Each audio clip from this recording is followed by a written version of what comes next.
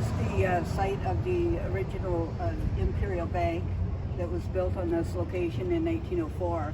Actually, the Imperial Bank came to Revelstoke in 1897. They were the first bank to establish here, and they had their first bank farther down the street in the corner of Campbell and First.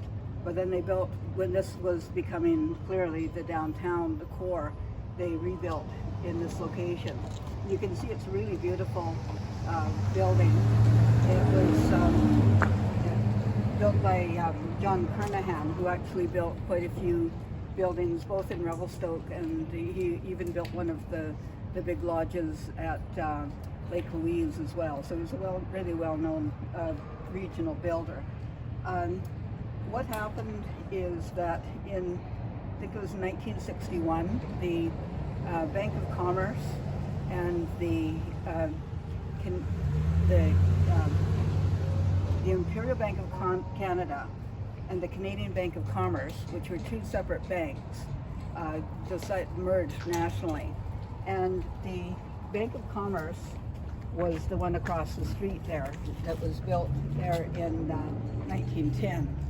And when they made the merger, instead of using either one of their very beautiful buildings, they decided to tear this one down and build what I refer to as the ugly yellow box.